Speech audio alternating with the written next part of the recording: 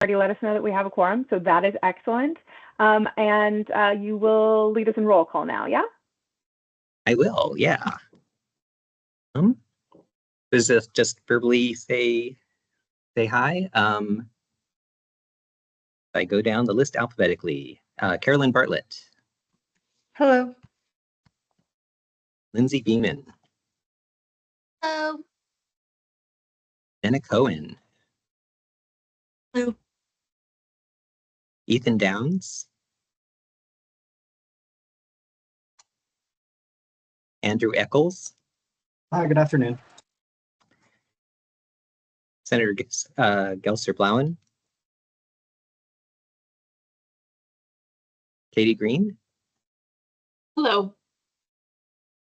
Representative Hartman. Jimmy Howard. Here on her behalf, this is Daniel Mulkey. Hello? Here on Rep. Hartman's behalf.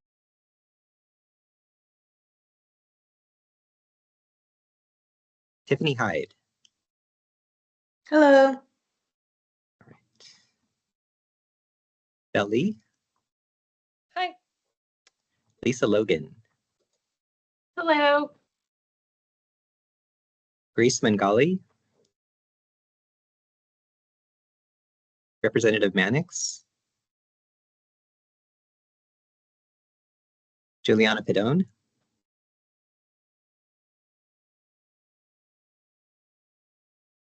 Thought I saw Juliana. Yeah. Yeah, she's here. Adea Powell. Here. Rudy Ann Rivera Lindstrom.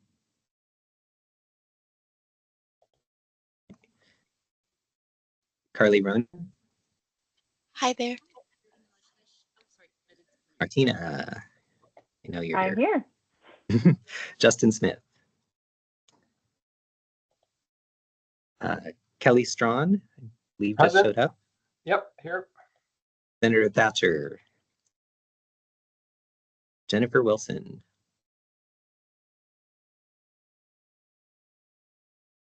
Right.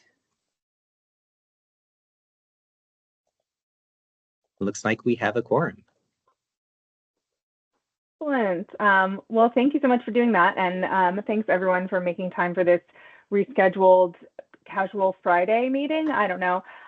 Sorry that we weren't able to get this done in August. We didn't have a quorum then, but we do now. So we can do all the good stuff. So next on our agenda is agenda review and then our consent item. So are there any changes requested to the agenda? Okay. Seeing none, without objection, we can move on to approve the July meeting minutes. So any objection? Excellent. Seeing no objection, July meeting minutes are approved. Wonderful. So we can jump right into our updates from subcommittees. Just to refresh everyone's memories, we'll have these as standing updates on our agenda every month that we meet, and we'll have the co-chairs or chairs of the subcommittees do their reports. I am first to talk for the language subcommittee, so you get to just hear me continue to talk for a few more minutes. So the language subcommittee met on August 13th as our sort of kickoff meeting. Myself and Katie Green are going to be the two co-chairs, but we are also a subcommittee of three. So that distinction of co-chair, chair, member may end up being less significant for us. During that meeting, we discussed the work plan for our subcommittee. So because our purview is sort of ensuring that the language that's used in the survey is trauma-informed, accessible, and inclusive, and also that it works efficiently enough to be used consistently across all of the forms of communications. We kind of anticipate that we're going to have two phases of our work. So the first would be before all of the initial question drafts are completed, during which time we can provide some guidance and resources for folks who are doing the writing. And the second would be after the draft questions are available, when perhaps we can review that language, offer feedback, et cetera, and then be available throughout the entire process for continued conversation about the language. So for now, we're in that first stage. So we're working to create some guidance for everyone. Thus far, that includes producing some kind of overview of trauma-informed principles, which would also include some recommendations for accessibility of language and some specifics about trauma-informed and survivor-centered approaches, specifically to talking about sexual violence. We just assume that most of the people on this council probably have a pretty strong grasp on the principles of trauma-informed care, right? You're here for a reason.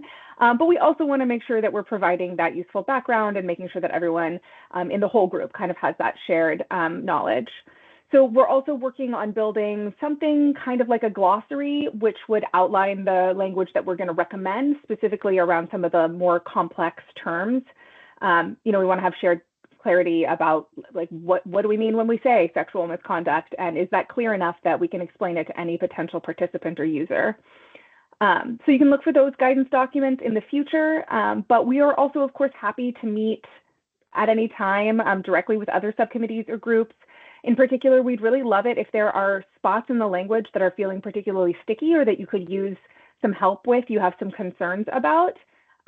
Please do reach out. That would be really helpful for us to know, and we'll make time to have those meetings individually. Or if you'd like to, you can come to our subcommittee meetings. Our next one is September 17th at 9 a.m. So if you're interested in coming to that, please let Kevin and Rowan know. And I think that is all for the language subcommittee. So I will throw it to Jimmy to give us the update about the outreach subcommittee. Thanks. So we met, oh gosh, about a month ago now. And it's a small but mighty committee. I think only three of the members were able to attend along with Rowan and Kevin. So we have really looked at other states based on some of the information that Rowan was able to provide us, and kind of see what their outreach looked like and kind of what the outcomes of that outreach were. And so we have identified a few different potential sort of areas of our work, particularly before and again, while we're trying to prepare folks for the implementation and then like during the implementation. So right now we're really focused on doing a potential email outreach to Title IX coordinators and potential other organizations that, again, just should know that this work is happening, get them aware of this survey that's going to be forthcoming. But also, I think we had heard previously that some schools may not be aware that this is happening. So also trying to increase awareness of the project and then provide resources for support and understanding. So we want to do that. And then we're also going to be looking at doing a newsletter that we can update. Again, not incredibly frequently, but a newsletter that folks can subscribe to that will provide them updates on where our progress is as a group, and also what they can do to sort of almost like prepare themselves for implementation. So again, taking some templates from other states and trying to figure out a way that we can provide that sort of focus and context. I think the point of our group is really to build a relationship with the folks who need to implement this across the state. And to try to, again, make sure that, we provide at least what we can in terms of some informational materials and other communications, and trying to figure out a way that we can maybe package some things to help other schools sort of promote the survey when it arrives, et cetera. But that's a little bit further down the road. So right now we're in the thinking phase. My goal is to have a draft of an outline of an outreach plan by the time the group meets on Monday. I'm not able to make that meeting, but hopefully that can be something that they chat more about. So I think that's it for the group. Yeah. Excellent, thank you. And then Adea is going to speak for the survey writing committee. Hello, everyone. I can't share my picture today, but I hope you can hear my voice, right? Yes, great. And I may ask Belle to chime in if my memory gets a little off. We've had two meetings in between this meeting. Our first meeting, we decided on the co-chairs, which is going to be Caroline Bartlett and Belle and myself. And so we're having three co-chairs, and it was difficult to decide. We decided on a timeline when to have the survey done and completed so we can give to the larger group. And also we were trying to see how to break up the task of the surveys. Originally, we decided, because there's so many campus climate surveys, originally we decided to compare and contrast various surveys and break ourselves into groups because we were the larger of the groups. I think we had, 11 members or something? If I'm wrong, Belle, please correct me. We were going to divide up into 3 subgroups based on the questions required by the statute. Some were personal level questions, experiences, and some was institutional level relationship questions required by the statute. So we were going to just break up based on those.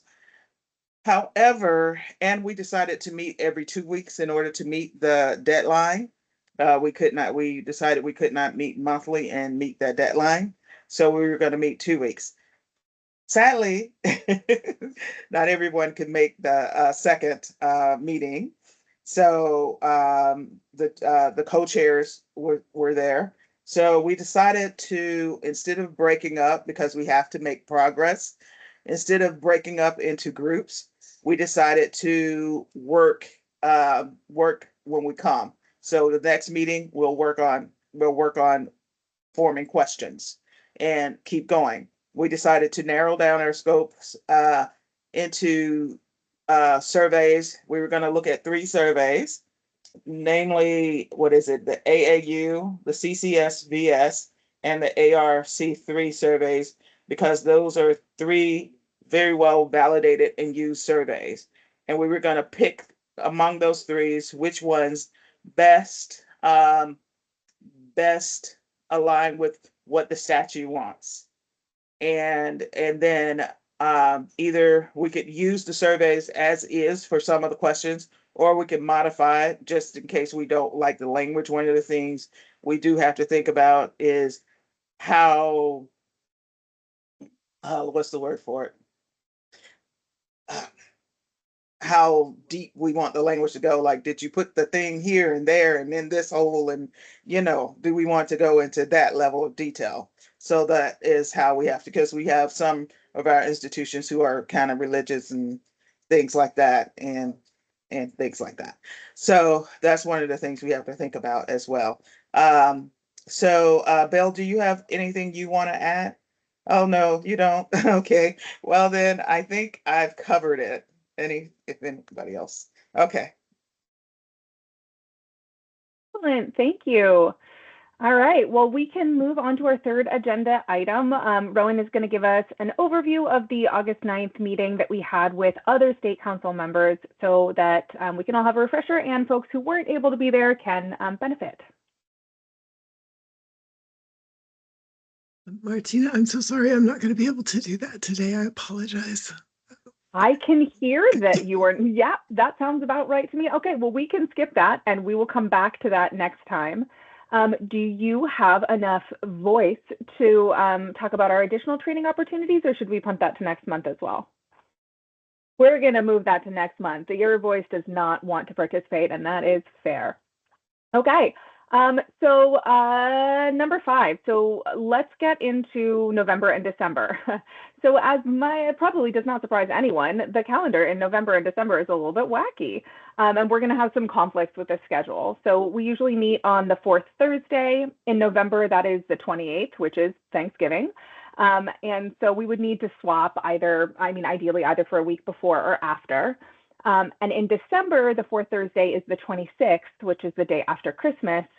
And knowing that a lot of people take that entire week off, sometimes the last 2 weeks of the year, Kevin made the suggestion that we could cancel the end of December meeting and instead have our November meeting happen a week late. So meet on the 5th of December and have the 5th of December sort of suffice for our November and December meetings. So we would be meeting at the same time, but on December 5th. That is sort of what we think would be easiest, but we know, of course, that not everyone is necessarily available. So we can discuss or we can take a vote on availability, whatever folks think is best. Does anyone have anything that they want to share? Any discussion on the table? I see at least one person in the chat says it works for them. Thanks, Jenna. Okay, I'm not seeing like anyone jumping urgently to discuss. So in that case, perhaps we can take a vote. Kevin, do we need to take a roll call vote or can we do a thumbs up vote? Yeah, we can just treat it as a consent item. If anybody has any objections to December 5th, off the top of their head, just go ahead and state so now. But otherwise, we'll take your silence as consent. Martina, can you restate what those are again? Just because I bet some of us were bouncing back and forth between calendars while you were. Absolutely, and completely fair. So instead of meeting on November 28th and December 26th, we would instead just meet on December 5th at the same time as we usually meet. All right. Any objections to combining the two meetings into early December? I have no objections, but I won't be able to come on the 5th either. So no objections, just I won't be there. All right. Yeah, I think we're good. Excellent. Well, thank you all. Oh, sorry, I was just going to ask. I mean, that's fine for me. Is that going to be enough, or swapping two meetings into one? I mean, I trust that most of the heavy lifting is going to go on in the subcommittees, and that this is just a check-in. So, are we going to be all right time-wise for that? I mean, I think that is probably the question for all of us to answer collectively. Do we think that we can meet, that we can skip one meeting, or do we feel like we're at a time in November, December where there's a degree of urgency and we'll need to meet again? Rowan says in the chat that we should be okay and we can add another meeting in 2025 if we need to. So perhaps January we double up. If anyone feels strongly, though, that we should have another, please feel free to voice that now. Also, if next month we have our October meeting and it turns out that, no, we really need to pack in something extra, perhaps we can reassess at that time. Okay. I see Jenna also says we could maybe go till 10:30 or 11, so maybe have a little bit of a longer meeting if there's more to get done. I think that might be a good idea, particularly since we're like maybe pushing some stuff at this meeting.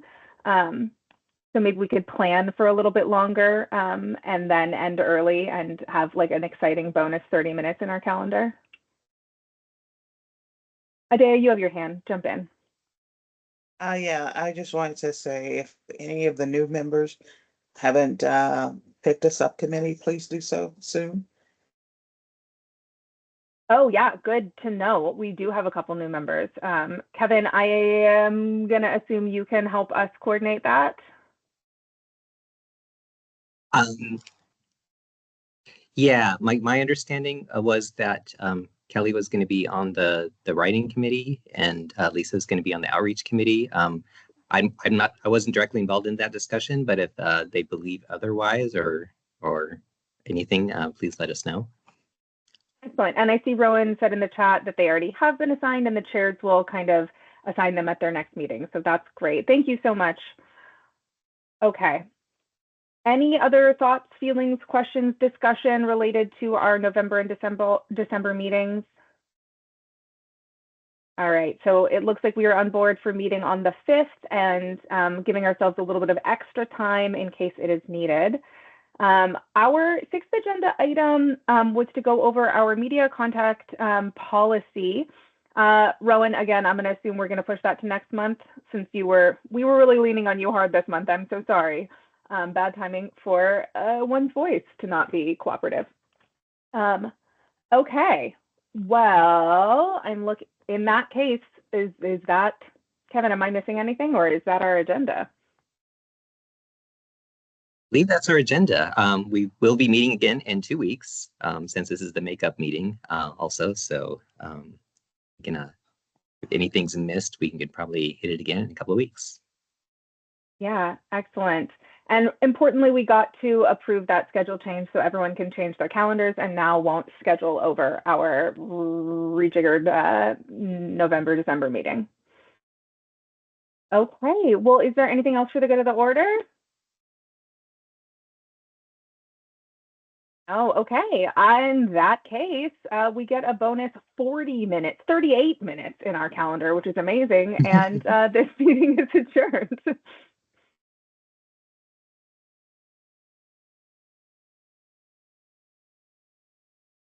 Thank you.